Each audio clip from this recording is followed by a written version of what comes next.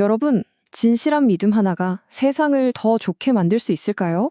오늘 이 분석에서는 신앙이 개인과 사회 전체에 어떤 영향을 미치는지에 대한 한 텍스트의 아주 흥미로운 주장을 깊이 파고들어 보겠습니다. 자, 이런 질문 한번 던져볼게요. 행복하고 또 제대로 돌아가는 사회, 그 진짜 기반은 대체 뭘까요? 오늘 우리가 뜯어볼 텍스트는요, 이 질문에 대해서 아주 단호하고 명확한 답을 내놓습니다. 자, 그 답을 향한 첫 번째 단계, 바로 행복을 위한 토대입니다. 이 텍스트가 대체 어떤 핵심적인 전제에서부터 이야기를 시작하는지 한번 같이 보시죠. 바로 이 문장입니다. 이게 모든 주장의 출발점인 거죠. 그러니까 우리가 지금 사는 이 세상과 죽음 이후의 세상, 이 두 세계에서의 행복이 전부 진실한 신앙에 달려 있다는 거예요.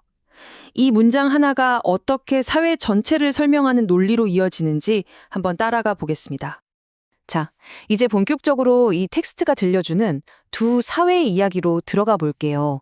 신앙이 있는 사회와 없는 사회, 과연 얼마나 또 어떻게 다를까요? 여기서 아주 재미있는 비유가 하나 나와요. 사회를 하나의 커다란 집으로 보는 건데요. 이 집에 사는 사람들이 어떤 가치를 믿고 따르느냐에 따라서 그 집안의 분위기, 그 풍경이 완전히 달라진다고 이야기합니다. 와, 이 둘의 차이를 보세요. 정말 극명하죠? 한쪽은 탐욕, 이기심, 사기, 위선으로 가득 차 있는데 다른 한쪽은 성실함, 자비, 존경 같은 가치들이 넘쳐나요.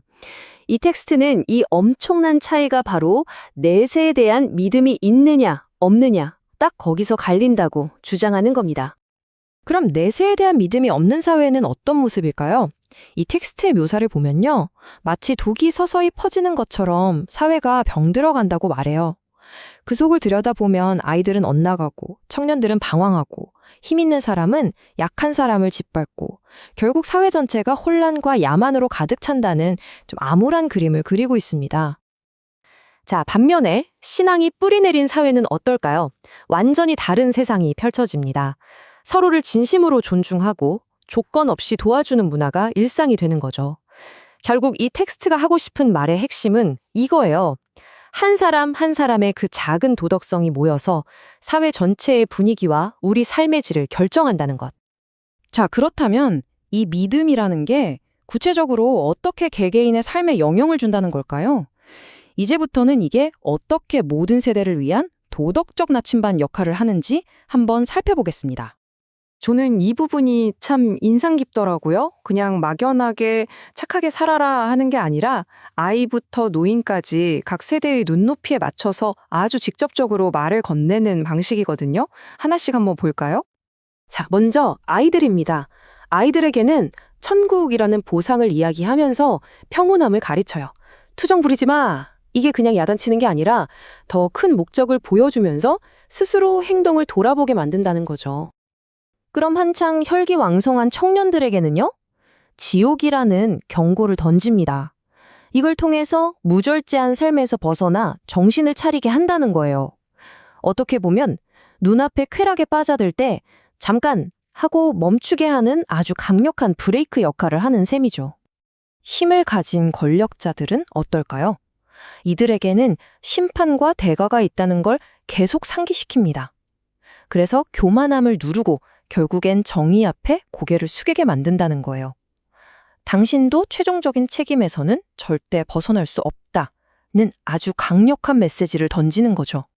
자, 그럼 인생의 황혼기에 접어든 노인들의 슬픔은 어떻게 바꿀 수 있을까요? 이 텍스트는요, 상실감과 육체의 쇠약함에서 오는 고통을 영원한 행복과 영원한 젊음에 대한 희망으로 바꿔놓습니다. 노년의 눈물을 기쁨으로 바꾸는 정말 강력한 위로이자 동기부여가 되는 겁니다. 자, 한번 정리해 볼까요?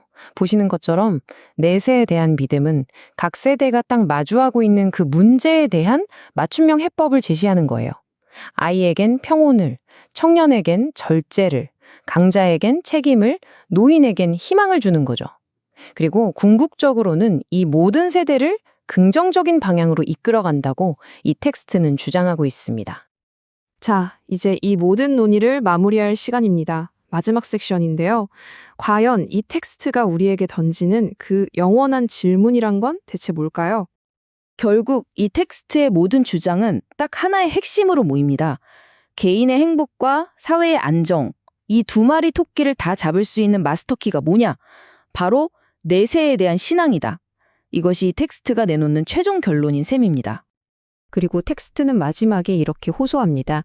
이 메시지가 그냥 종교적인 이야기로만 끝나지 않고 우리 사회의 윤리와 미래를 고민하는 모든 사람들에게 닿기를 바란다는 거죠. 어떻게 보면 하나의 간절한 외침처럼 들리기도 합니다.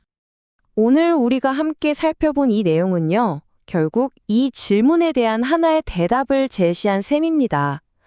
여러분은 어떻게 생각하시나요? 우리 사회의 도덕과 질서를 지탱하는 가장 근본적인 힘, 그 궁극적인 원천은 과연 어디에서 오는 걸까요? 한 번쯤 깊이 생각해 볼 만한 질문인 것 같습니다.